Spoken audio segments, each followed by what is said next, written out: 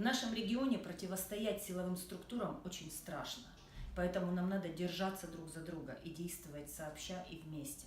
В Грузии движение за нерепрессивную наркополитику начиналось с 10 активистов сети, людей, употребляющих наркотики, и выросло до 10-тысячных митингов за права человека. Мы говорим поддерживать и наказывать.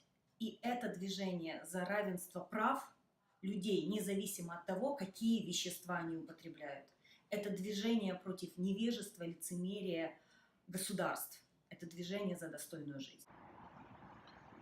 Российская наркополитика декларирует нулевую толерантность по отношению к употреблению наркотиков. Но по факту это выражается в нулевой терпимости по отношению к людям, употребляющим наркотики и страдающим наркозависимостью. Российское государство не поддерживает программы, направленные на профилактику ВИЧ-инфекции, а также снижение других рисков, ассоциированных с употреблением наркотиков среди этой группы населения. Лишь некоторые НКО продолжают заниматься профилактикой ВИЧ-инфекции среди потребителей наркотиков в России на свой страх и риск, рискуя быть заклейменными иностранными агентами. Еще 2 года назад себе было трудно представить в Эстонии существование организации, отстаивающих права людей, употребляющих наркотики. Сегодня организация ЛНС не просто существует. Совместно с государством они реализуют инновационную модель альтернатив наказанию. Отстаивают права людей, употребляющих наркотики на национальном уровне и на уровне ООН. Оказывают важные для людей, употребляющих наркотики, сервисы. 45 суток без сна и 7 долгих лет Кęstas Butkus отстаивал свое право на лечение в литовских судах.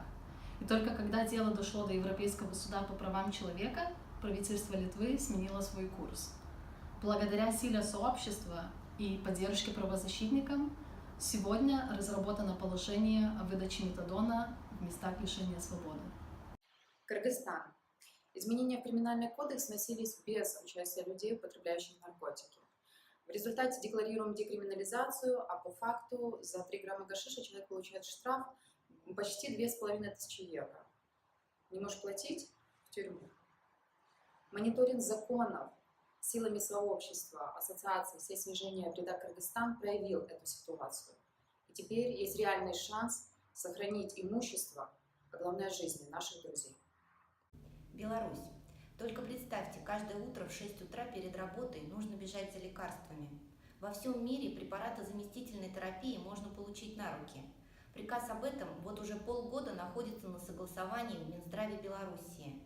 Через бесконечные отказы, отговорки и судебные тяжбы проходит Сергей Крыжевич и другие активисты команды «Твой шанс», чтобы утвердить этот документ и реализовать свое право жить достойно. Таджикистан – беднейшая страна региона ВЕЦа, но в ней сравнительно неплохо развивается программа снижения вреда, по крайней мере программа обмена иглы-шприцев. Есть сильные организации на базе сообществ, такие как Spin+, которые спасают жизни и возвращают человеческое достоинство. А мы хотим, чтобы правительство Таджикистана в кратчайшие сроки разработало бы документы для выделения средств финансирования общественным организациям на базе сообществ, тем самым показав свою политическую волю. С января 2018 года в Казахстане по инициативе МВД прекратился набор участников в программу заместительной терапии. В стране есть сильное движение в поддержку программы «Заместительная терапия – мое право». Энергия этого движения – это люди, употребляющие психоактивные вещества, и участники программы ЗТ. Но несмотря на открытое обращение участников программы, их родных и близких, подачу жалоб в комитет ООН и результаты нескольких оценок, доказавших эффективность УЗТ в Казахстане, сегодня программа находится под угрозой закрытия. Ее будущее зависит от представителей силовых структур. Поддержите наших друзей в Казахстане, помогите сделать УЗТ доступной.